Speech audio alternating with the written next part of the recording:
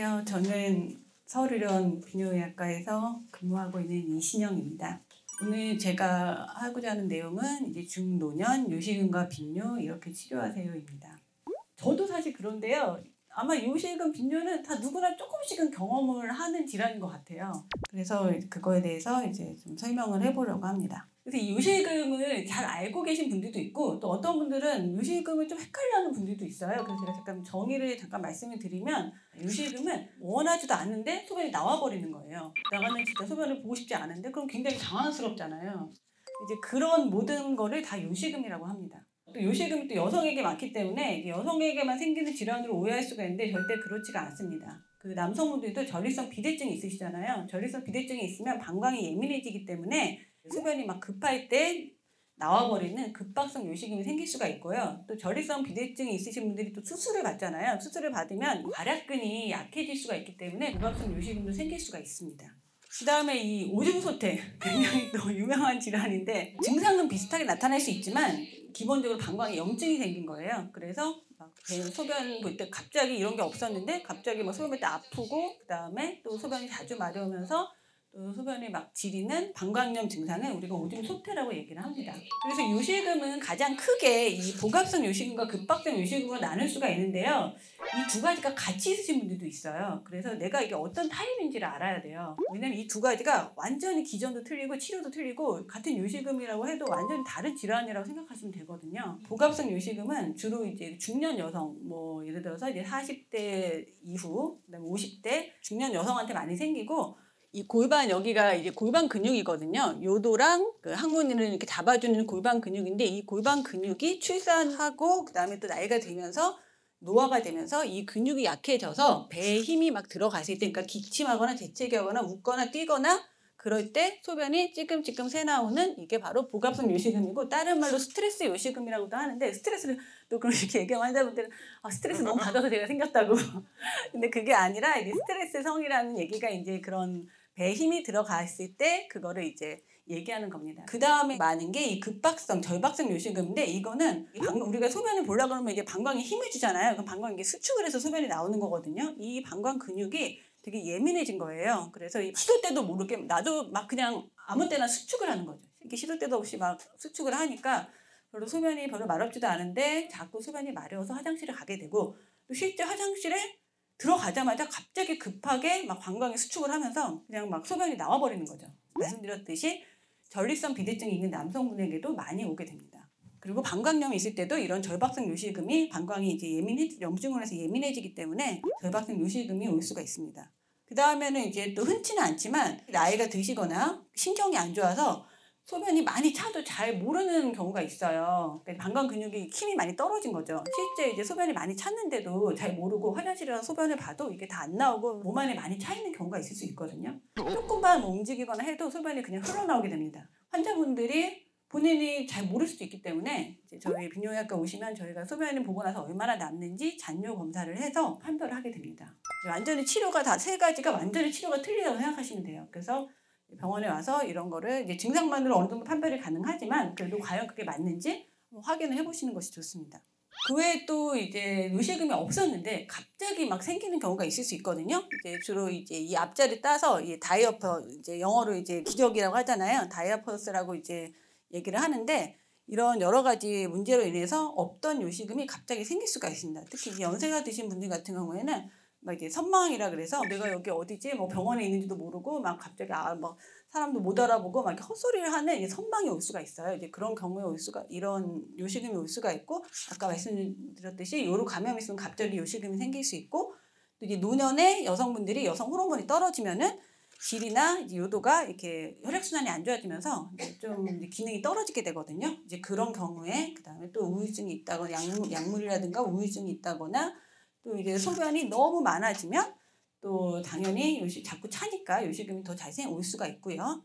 저희 막 그 다리 수술하시고 그런 분들 소변 못 보고 그런 경우 되게 많거든요. 그러다 보면 이제 움직이기 좀 힘들면은 화장실도 가기도 전에 막 지릴 수도 있고, 이제 그런 거동 제한이라든가, 또 변이 많이 차면 소변이 찬 거를 또 잘 모를 수가 있어요. 그리고 이게 누르기 때문에 또 방광이 더 예민해질 수가 있거든요. 그런 경우에도 일시적으로 요실금이 올 수가 있습니다. 그럼 이제 빈뇨는 뭐냐?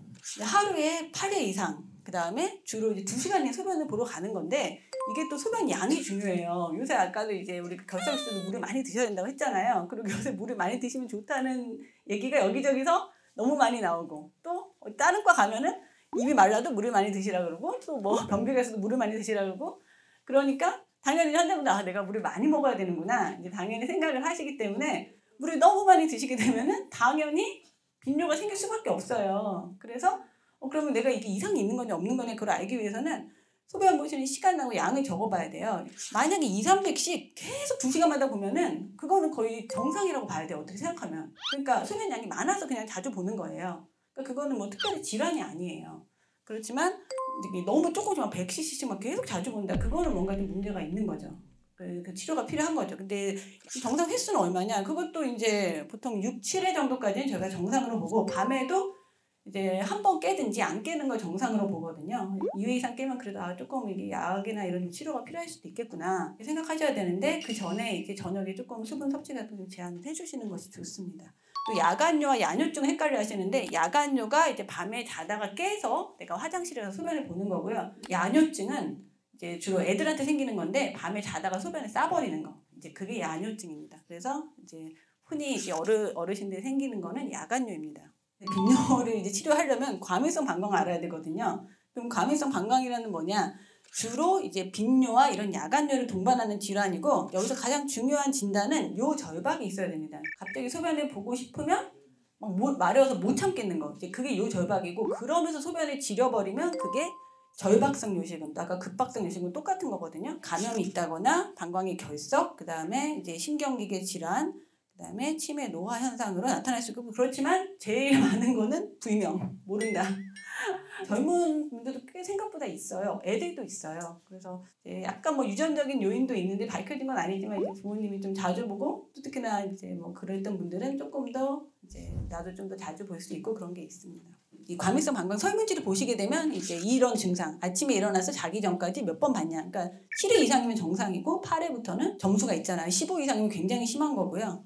그 다음에 밤에 잘 때도 그냥 한 번 정도는 나이 드신 분들은 깰 수 있다고 보는데 2회 이상이면은 좀 문제가 있고 갑자기 요절박, 마려워 참기 힘들었던 거. 그 다음에 소변이 마려워서 참지 못하고 이제 지리는 요 시간까지 있으면 그래도 약물을 좀 드시는 게 좋습니다. 굉장히 좀 힘들잖아요. 갑자기 굉장히 당황스럽고 힘들고 뭐 그 때문에 패드까지 착용해야 되고 그러면 그것 때문에 스트레스가 많기 때문에 그런 경우에는 이제 약물을 드시는 것이 좋습니다. 배뇨일지를 할 때는 저희가 보통 이제 하루만 안 하고 3일 정도 시행을 하게 되고요. 배뇨일지를 하면 좋은 점은 그거를 해가지고 오시면 제가 보고 이거는 괜찮습니다. 이거는 진짜 조금 심하시네요. 이제 그거를 판별할 수가 있습니다. 그래서 이 배뇨일지를 보시게 되면은 실제 소변을 하루에 얼마나 보는지를 알 수가 있고 소변 양이 얼마인지를 알 수가 있고 여러 가지 이제 좋은 시간 간격을 알 수가 있고 여러 가지를 알 수가 있는데요.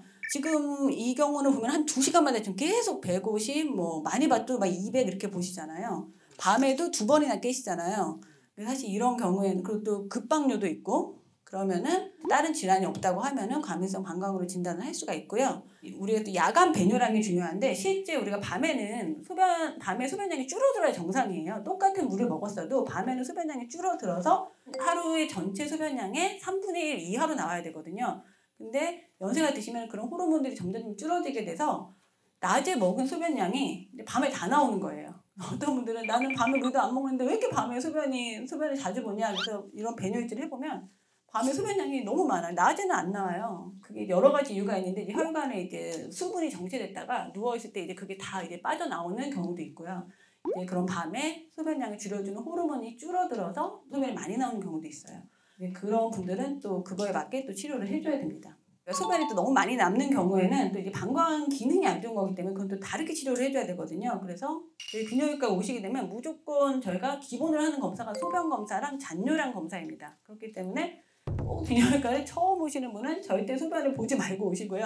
그래서 또 이제 소변 검사를 해서 염증이 있나, 피가 나오는지, 암이라든가 이런 게 있는 분들도 있기 때문에 피가 나오는지 그런 거를 판별하게 됩니다.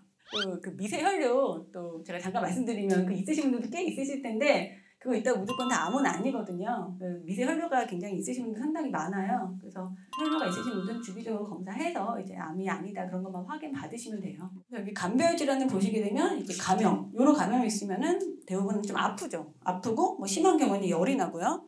그다음에 약간 요로 결석이 또 방광 쪽에 이렇게 걸려 있으면 또 그걸로 인해서 막 자주 마렵고 소변이 그럴 수도 있어요. 그런 경우에는 이제 처음에 옆구리 통증이나 혈뇨가 있게 되고요.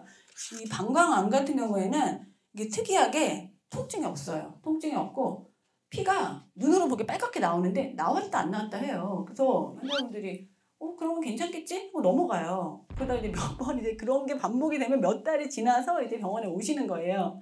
특히나 진짜 50대 이상인 분들이고 담배를 피시고 그런 분들은 이 방광암 검사를 꼭 해보셔야 됩니다. 그다음에 전립선암이나 전립선 비대증. 전립선암도 이게 전립선 비대증하고 감별을 할 수가 없어요. 그냥 증상이 특별히 없어요. 아예 없이도 전립선암이 있는 분들도 있어요. 그래서 50대 이상 남성분들은 꼭 비뇨의학과에서 그 전립선암에 대한 피 검사를 1년에 한 번씩 증상이 없어도 받으시는 게 좋습니다. 방광을 싸고 있는 점막, 방광 안쪽에 보호해주는 그런 막이 좀 망가지면은 소변이 조금만 차도 통증이 생기는 간질성 방광염이 있을 때도 이런 증상이 나타날 수가 있고요. 그다음에 여성분들에서 이 골반 근육이 약해지면 항문, 그다음에 자궁, 또 방광이 이렇게 밑으로 빠져나오는 그런 골반 장기 탈출증이 있는 경우에도 이런 증상이 나타날 수가 있고, 아까 말씀드린 대로 수분을 과도하게 섭취하면, 근데 나는 물을 별로 안 먹는데 그런 분들은 분명히 다른 걸로, 안 그러면은 우리가 물을 많이 안 먹는데 계속 수분만 빠져난다고 하면은 몸무게가 엄청 빠지는데 몸이 탈수가 돼야 되거든요. 근데 그런 게 없이 그냥 수분만 많이 나온다 그러면 물을 많이 안 드셔도 국을 드셨다거나 음료수라든가 과일을 먹었다거나 야채를 드셨다거나 뭔가를 드셨기 때문에 들어갔다라고 생각하시면 되고, 그게 뭔지를 잘 생각해 보셔야 돼요. 저는 사실 물을 많이 먹는 게 몸에 좋다는 걸 인정을 하지만 저는 과도하게 많이 드시지는 말라고 해요. 목이 마르면 많이 드셔라. 그렇지만 그리고 또 밤에 저녁에 드시지 말고 낮에 드시고, 그리고 다른 거 막 커피 이런 거 많이 드시지 말고 그냥 차라리 물을 드셔라. 커피 같은 게 다 카페인이기 때문에 수분이 끌고 나가요. 먹고 나면 또 오히려 더 목이 말라요. 그래서 더 이제 물을 많이 먹게 됨으로 인해서 이런 증상을 또 악화시킬 수가 있거든요. 보통 분들은 그냥 목 마를 때 해서 하루에 한 3컵 정도 한 1리터에서 1.5리터 이하로 드셔라. 이제 그렇게 말씀을 좀 많이 하는 편이에요. 근데 이제 과민성 방광 있는 환자분들은 더 적게 먹으라 그래요. 너무 힘들어요. 그렇게 드시면 진짜 그분들은 한두 시간마다 계속 화장실에 가야 돼요. 몸에는 아무리 좋다 해도 너무 일상생활이 불편하니까 밤에도 또 자주 깨면 잠도 잘 못 주무시고 하니까 조금 줄여서 드시는 게 낫습니다. 그 외에는 이제 당뇨나 이제 이뇨제를 사용하시는 분들은 당연히 소변량이 많아지죠. 그리고 소변을 잘 못 보시는 분들은 또 이제 아랫배가 이렇게 방광이 차면은, 지금은 안 만져지지만 방광이 많이 차면은 여기 아랫배에서 방광이 딱딱하게 만져져요. 그래서 어떤 분들은 이제 방광 혹이 나서 오는 경우도 있는데, 그게 아니라 소변이 꽉 차면 여기서 아랫배가 이렇게 딱딱하게 만져집니다. 그래서 그런 팽만감이라든가 소변이 이제 나도모르게 흘러나오는 경우에는 소변을 잘 못 보는 거를 감별을 해야 합니다. 야간류가 있으면 3시간 전에 이제 약 먹을 때는 어쩔 수 없지만 물 섭취를 좀 줄이고, 그다음에 카페인 포함 음식을 좀 줄이고, 술이나 이런 것도 당연히 줄여서 드시는 게 좋고요. 변비가 있으면 또 이제 이렇게 눌려서 소변이 조금만 차도 자꾸 마렵고 굉장히 소변 자주 보러 가야 될 수도 있기 때문에 변비를 좀 예방해 주시도록 섬유질을 드시고, 비만이 있으면은 더 자주 보러 갈 수가 있고요. 그다음에 금연해 주시고, 운동도 적당히 하시고, 이제 저희가 이제 권장하는 거는 이제 방광 훈련이나 시간제 배뇨고, 그다음에 이제 골반 근육 훈련. 방광 훈련은 기본적으로 우리가 이제 소변을 참는 연습이에요. 소변을 참으면 안 좋지 않아요. 이제 그런 얘기를 많이 하시는데, 이게 소변을 참아야 되는 분이 있고 참지 말아야 되는 분이 있어요. 별로 안 차는데 자꾸 소변을 보러 간다. 그럴 때는 소변을 좀 참아줘야 돼요. 또 이제 요 절박이 있으신 분들은 또 참으면 막 소변이 막 흘러나올 수 있잖아요. 그럴 때는 조금 이제 항문 요도 조이는 이게 케겔 운동이거든요. 골반 근육 운동. 그거를 좀 하면서 좀 다른 생각을 하다 보면은 조금 또 이렇게 사그라들어요. 우리가 뭐 다른 일에 집중하고 있으면 또 오랫동안 소변 보러 안 갈 수도 있잖아요. 그거랑 비슷한 거거든요. 실제 과민성 방광이 있으신 분들은 소변을 조금 한 번쯤은 참는 연습을 한다든가, 또 이제 갑자기 소변이 마려울 때 가면 또 막 지릴 수가 있거든요. 그럴 때는 조금 이제 참았다가 조금 그런 게 사라진 다음에 화장실에 가는 이런 방광 훈련 연습을 하시면 좋습니다. 여기서 이제 주의사항은 참으라고 했다고 너무 오래 참으시면 안 된다는 거. 어떤 분은 또 6, 8시간 동안 안 가는 분들도 있어요. 근데 그게 본인이 편할지 몰라도 방광에는 안 좋거든요. 이 방광 근육이 너무 늘어나면 얘도 힘이 떨어져요. 그래서 어느 정도 방광을 계속 비워줘야 얘도 힘이 좀 남아있게 되거든요. 물을 많이 드셨을 때는 조금 더 자주 보러 가는 게 정상이고, 그렇지 않고 평소에는 한 3, 4시간 정도 있다가는 소변을 보러 가시는 게 좋습니다. 그다음에 이 골반 근육은 이 항문이나 이런 자궁이라든가 이런 거 싸고 있는 근육인데 지금도 우리가 딱 수축해 볼 수 있어요. 소변을 보다가 딱 끊어보세요. 이따가 화장실 가셔서. 딱 끊을 때 조여지는 근육이 그게 바로 그게 골반 근육이에요. 그래서 그거를 단련시키는 훈련을 해주시는 건데 요새는 뭐 이런 기구도 많이 나와 있더라고요. 그래서 그런 기구를 사용하시는 거는 도움이 되긴 합니다. 근데 문제는 이제 이거를 열심히 해주면 좋은데 계속 꾸준히 하기도 힘든 거니와 또 이게 완치가 되기까지는 좀 어려운 부분은 있어요. 아무래도 이게 뭐 약해진 게 나이가 들어가는데 이게 뭐 아무래도 조금씩 더 안 좋아질 가능성이 높잖아요. 그래서 심하지 않은 분들이 약을 이제 드시지 않은 용도로 하는 거는 저는 찬성하지만 심한 분들은 약물 치료나 수술적 치료가 필요할 수 있습니다. 그래서 이제 빠른 골반 근육 운동이 있고 느린 골반 근육 운동이 있는데 빠른 골반 근육 운동은 조였다 풀었다를 계속 반복하는 거고요. 그 다음에 느린 골반 근육 운동은 이제 5분간 조였다가 또 5분간 풀었다가를 이제 시행하는 겁니다. 급박성 요실금과 이 과민성 방광은 결국에는 약물 치료를 해야 돼요.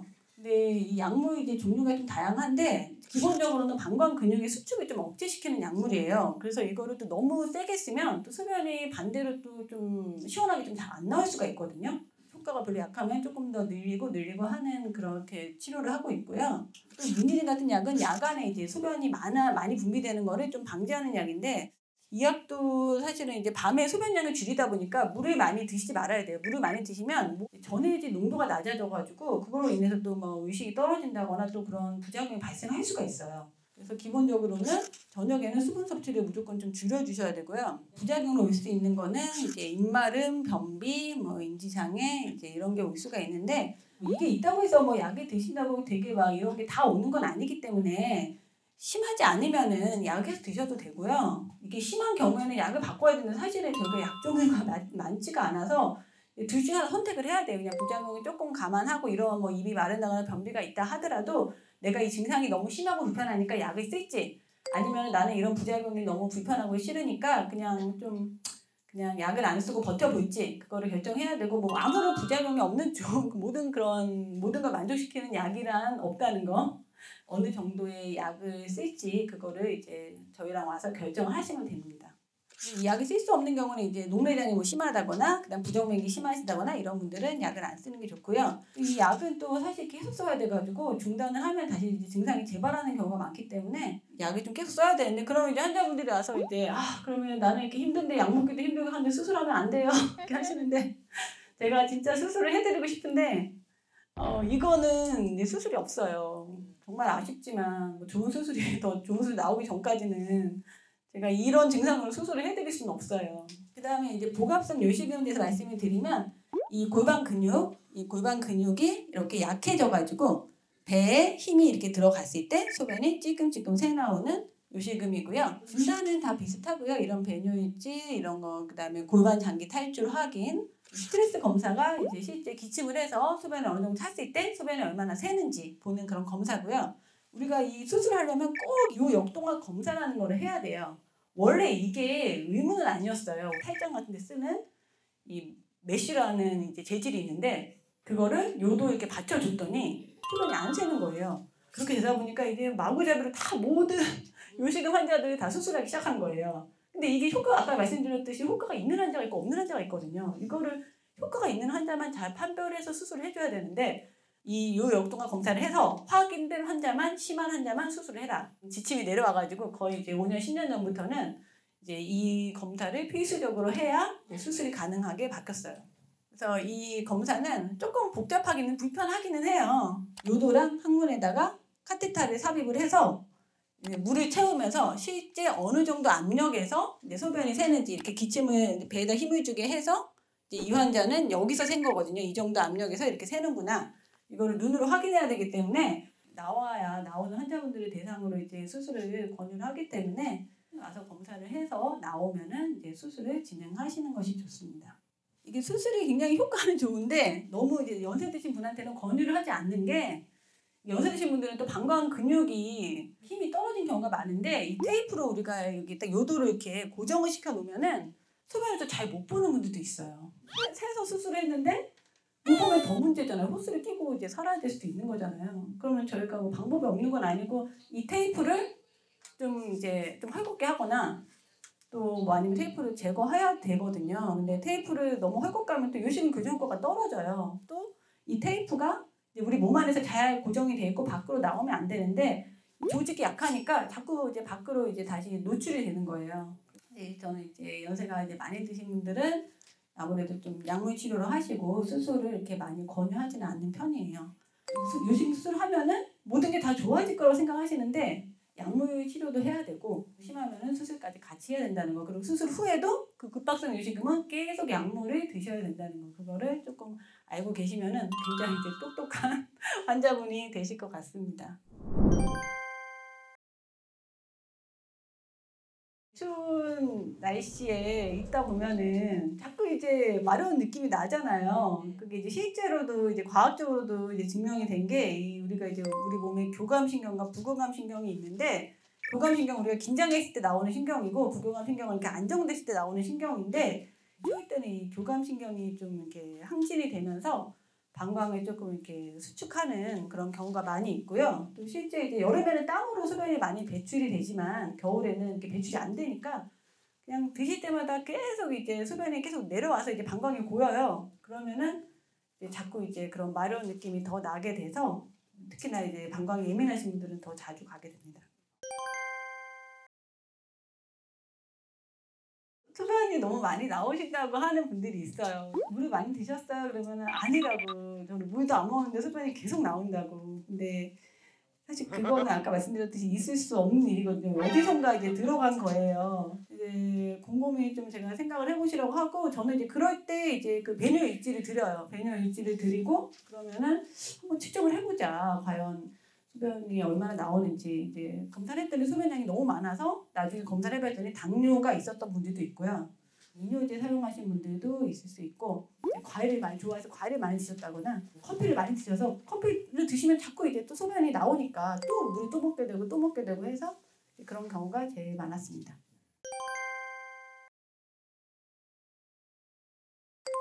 사실 그거는 이제 빈뇨의 원인에 따라 틀릴 것 같은데요. 결석이라든가 염증이라든가 다른 질환이 있는 경우에는 그걸로 인해서 뭐 신장이 안 좋아진다거나 이제 그럴 수가 있는 거고 사실 빈뇨 자체로 우리 몸이 안 좋아질 일은 사실 없다고 보시면 돼요. 그냥 순수하게 뭐 소변 검사 다 괜찮고 뭐 신장도 다 괜찮고 다 이상이 없는데 그냥 소변만 자주 보러 간다고 해서 몸이 안 좋아지지는 않지는 않은데 이게 연세 드시면 뭐가 문제냐면 이제 낙상을 할 수가 있거든요. 너무 요 절박이 심하고 그러다 보면은 밤에 화장실 가다가 넘어지는 경우 이제 그러면 또 다른 질병이 생길 수가 있잖아요. 일상생활 불편하고 막 패드를 착용해야 되고 막 요 절박으로 인해서 심각한 수면 장애가 있으신 분들은 그래도 약의 부작용 감수하고라도 계속 드시는 것이 좋습니다. 실제 소변량이 많지도 않은 자주 보는 분들은 좀 참는 게 좋은 거고 소변량이 뭐 한 300 나온다. 그러면 참으면 안 돼요. 더 많이 차면은 방광에 좋을 게 없어요. 어떤 분들은 이제 급성 요패라 그래서 갑자기 결핵성 비대증 심하신 분들은 소변을 못 봐서 이제 저희 응급실에만 오셔서 소변줄 꽂고 하시는 분들이 있거든요. 막 방광이 1000cc씩 차 있고 그런 분들이 별 문제가 없을 수도 있지만 결국에는 방광 근육이 이렇게 많이 늘어나기 때문에 나중에 방광 기능 장애가 오는 경우가 상당히 많아서 내가 물을 많이 드시거나 아니면 다른 원인으로 해서 소변량이 많아서 자주 보는 거다. 그러면 소변을 참으면 안 되고 그거를 줄이는 노력을 해야 되는 거예요. 예, 아주 그 설명을 잘해주신 우리 이신영 과장님께 박수 한번 주세요.